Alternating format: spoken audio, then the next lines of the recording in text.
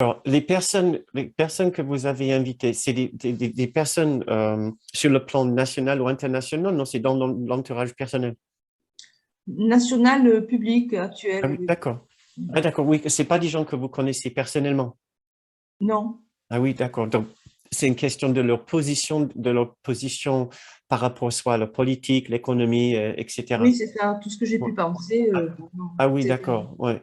Donc là, c'est effectivement, si nous repensons, je pense pour moi personnellement, la seule façon de vraiment transformer ça, euh, c'est de voir que sur Terre, nous sommes tous obligés de prendre une position quelque part par rapport à la politique, l'économie, les mœurs, société, etc.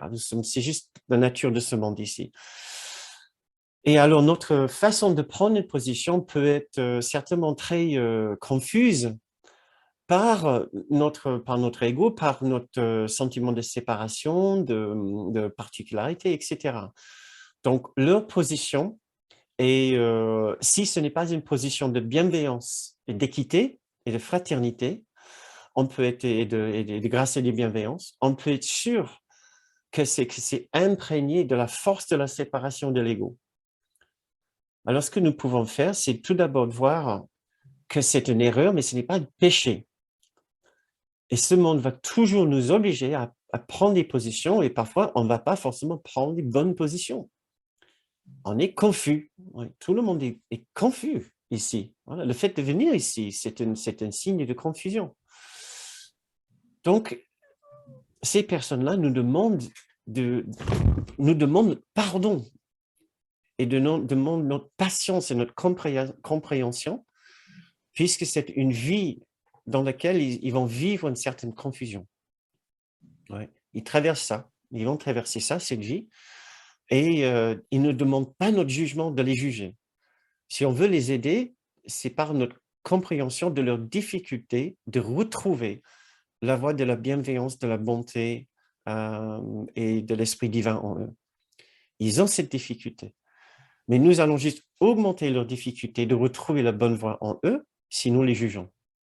Ouais. Ce n'est pas un crime de les juger, mais ça ne va certainement pas les aider eux. Leur difficulté, c'est un appel à l'aide de la part de leur esprit décideur. Voilà. Et notre jugement est presque égoïste. Ouais. Parce que moi aussi, je suis capable de tomber dans le jugement, hein.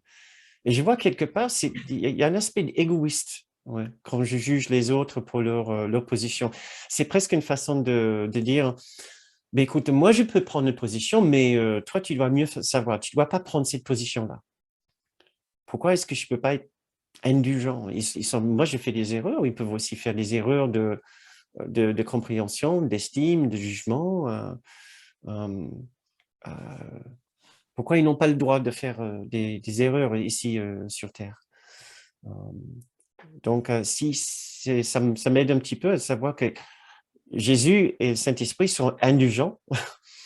Ils sont indulgents par rapport à moi. Et peut-être je peux apprendre un petit peu de leur indulgence, de leur patience par rapport à ces personnes. Il y a beaucoup, beaucoup, beaucoup de personnes sur Terre qui sont en train de faire les mauvais choix.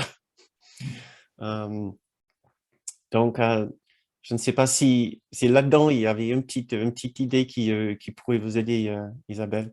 Oui, oui, Mais merci, oui. je me retrouve un peu dans la même situation, parce que je peux aussi plonger très vite à dire, oh là là, mais tu as vu celui-là, ce qu'il a dit, la position, mais, et dire non, je me calme, je dis, c'est pas du tout ce qui va m'emmener vers une expérience de plus de paix et d'unité ici. Et le monde n'a pas besoin de ça maintenant. On n'a pas besoin que je rajoute encore une couche de séparation et d'égoïsme. Donc, Mm. on va essayer de faire ça ensemble, Isabelle.